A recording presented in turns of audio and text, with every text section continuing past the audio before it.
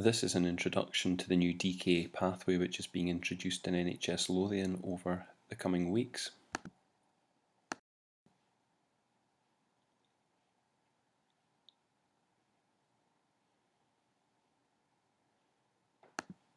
As with any DKA protocol, the primary treatment goals are to improve circulating volume, to reduce blood glucose and osmolality, to normalise ketones, to correct any electrolyte imbalances, to identify and treat any precipitate.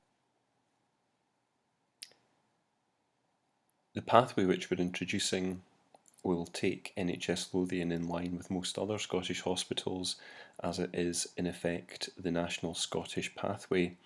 It's a shorter document, it's easier to navigate, the fluid prescription is integrated into the document itself. There's an added data flow sheet in the middle of the document to ensure high quality care and protocol adherence, and we're also introducing the opportunity to use capillary ketones. As a practical point, there are printed colour copies of this pathway available in A&E, in primary assessment and in ARU at the Western General, and we're keen that these pre-printed copies are used, as the flow sheet in the middle is fold out and it doesn't work as well if it's simply printed off the intranet onto A4 paper. Some of the significant differences of this pathway compared to the previous protocol are that we're asking that patients' usual long-acting insulin is prescribed at the usual time. We'd prefer, wherever possible, for ketone testing to be capillary rather than urine. We have specified times for repeat blood tests, and there are some differences in fluid prescription which we'll run over later. Just a quick review of serum ketones. These are not a mandatory part of the protocol, but serum ketone testing is now available in AMU, ARU and in A&E, and we are keen wherever possible that this is used. If you haven't had the appropriate training in this, then please contact the inpatient diabetes team. This figure here shows that using serum ketones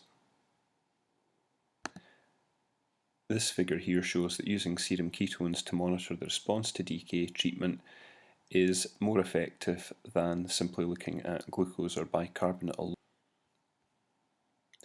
The document itself comes in three parts. There's a 0 to 4 hours management, there's 4 hours up until discharge, and there's also a supplementary appendix which has advice on insulin dose adjustment.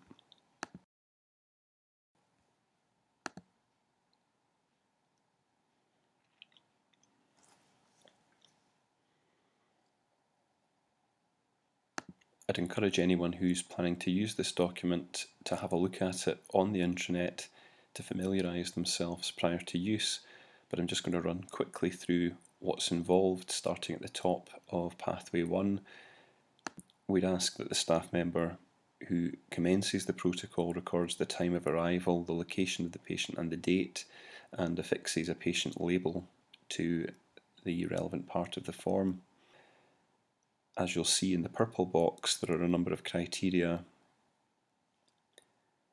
You'll recognise that the immediate management of these patients is similar to the previous protocol, with confirmation of diagnosis, routine blood checks, ensuring the patient shouldn't be managed by the paediatric team, and then moving on to fluid resuscitation and insulin administration, and also the opportunities to consider a number of other investigations.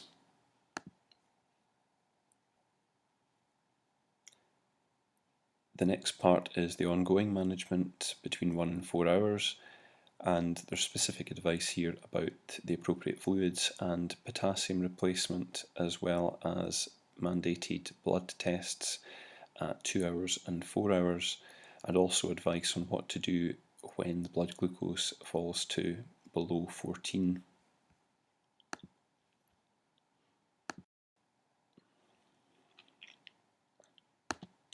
One of the major changes in the new pathway is the addition of a flow sheet which is situated in the centrefold of the first pathway and has space for recording observations, biochemistry and fluid and insulin information, and also has a box for each hour for the responsible nurse and doctor to sign off. The purpose of this flow sheet is really to make it clear what's happening to the patient and to ensure that the appropriate tests are being done and that they're clinically responding to treatment. And also the opportunity here to have an assigned responsible doctor and nurse. Looking in greater detail at each of the sections, this is the observations part, and there's an example here of how this might be filled in. With all of the type of clinical information which is already recorded, there's nothing particularly new here. Similarly, the biochemistry section allows the use and ease at admission to be recorded, and also the 2-hour and 4-hour use and ease, which are a mandatory part of the protocol. Finally, on the flow sheet, the fluid and insulin section records the amount of insulin infused in the last hour, the amount of saline and dextrose infused, the amount of potassium infused, and a running total of fluid infused. And we'd hope that this would prevent either under or over administration of fluids in these patients. And you'll see finally at the bottom, we'd expect initials at each hour from a responsible nurse and doctor.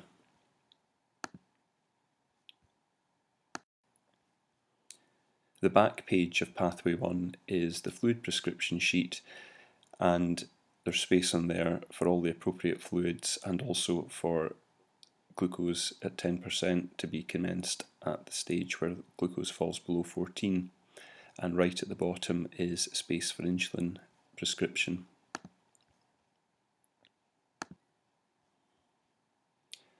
This is an example of what potentially a fluid prescription chart should look like once it's been completed. And similarly, this is what the insulin prescription should look like when it's completed, although it's worth pointing out here that nursing staff will continue to use the previous infusion sheets for insulin administration. By 4 hours, all patients should have received 3 litres of IV fluid in total.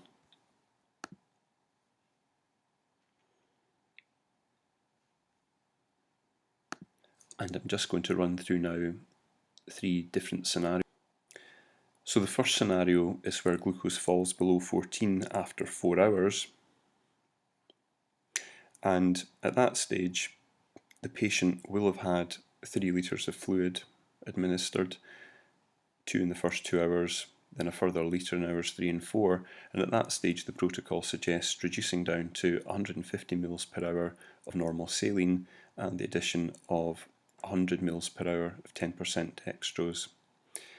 The potassium in the normal saline should vary depending on use and ease. The potassium in the 10% dextrose is fixed at 20 millimoles in a 500 ml bag.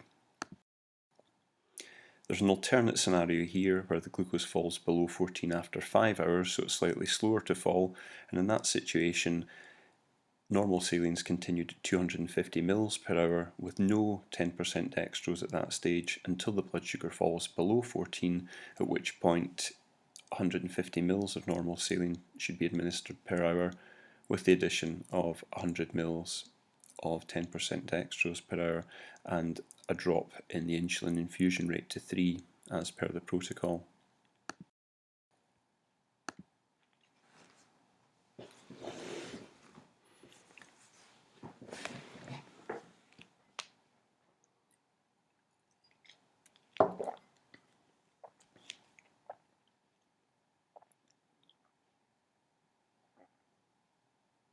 Where blood glucose falls below 14 in advance of 4 hours, as in this situation, then the recommendation is for 100 ml per hour of 10% dextrose to be commenced, but for the 0.9% saline to continue at 4.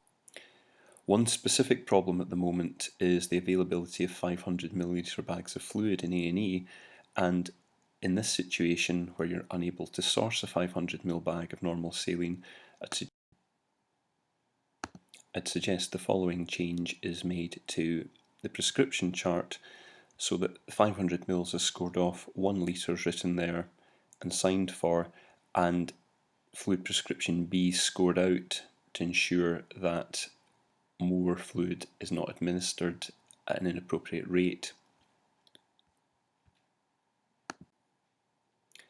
One other issue at the moment which we're hoping to remedy is the fact that 500ml bags of normal saline with 10 millimoles of potassium chloride are not available, and so again the change which I would suggest in the fluid prescription sheet is as follows: that a litre bag is prescribed with 20 millimoles of potassium chloride as demonstrated on this chart, and that the following bag is scored off, accounting for the fact that a litre is going to be infused, as would have been the case with these two 500ml bags here. And hopefully in time we'll be in a position where 500ml bags with the appropriate potassium are available.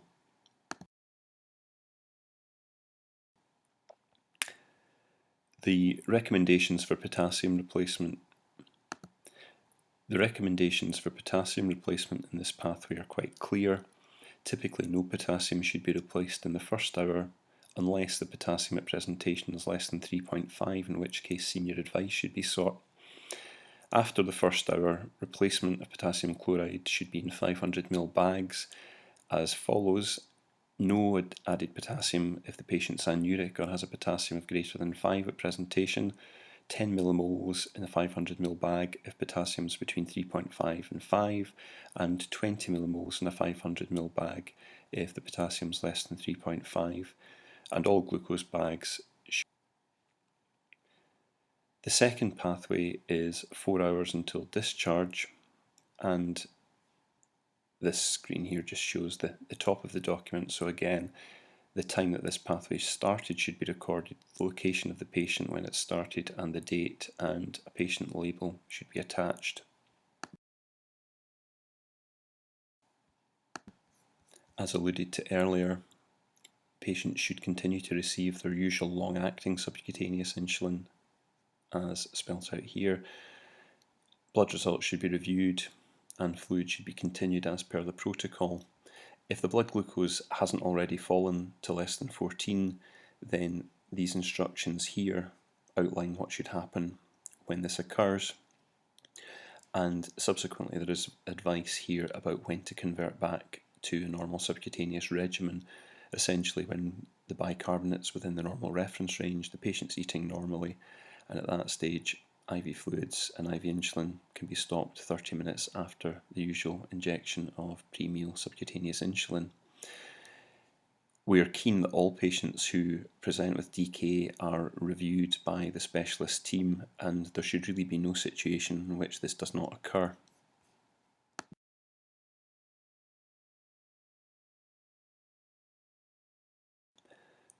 The next part of the pathway describes what should occur if blood glucose rises to greater than 14 after 10% glucose has been commenced, and there are recommendations for dose adjustment in the appendix which comes along with pathway 1 and 2. And the final part of pathway 2 are just some pointers on good clinical practice. Similarly to pathway 1, the fluid prescription for pathway 2 is on the back of the sheet and is all. The appendix, as mentioned previously, gives advice about how to adjust the insulin dose in situations where blood glucose rises above 14 or below 9, which is ultimately the target blood glucose range during the management of DKA. So to summarise the important points, please familiarise yourself with this document. Please, wherever possible, use the pre-printed colour documents, which are much easier to use, and if you don't know where they are, please ask someone within your department. Remember to continue the usual long-acting subcutaneous insulin in these patients. Try wherever possible to use 500ml fluid bags, and if these are not available, make the appropriate amendment on the fluid prescription chart, specifically making sure whatever you do, the patient's not going to be receiving more or less fluid than is recommended in the pathway. I would say the same is true also of 10 millimole KCl bags, which, as mentioned, are not readily available at present, but hopefully within the next few weeks that will change. It's incredibly important that the flow sheets are completed. These have been designed to ensure the appropriate tests are performed, that when they're performed the results are recorded and ultimately acted upon appropriately, which in the past has been a problem with the management of DKA. It will help therefore to identify developing problems, ensure we avoid any problems with potassium dropping below the reference range, and also avoid issues with over or under replacement of fluid. We are very keen to receive feedback on this document, and although it is a national pathway and as a consequence of that the structure is not likely to change anytime soon, we want to be able to take advice and suggestions to ensure it's implemented as smoothly as possible throughout all the hospital sites.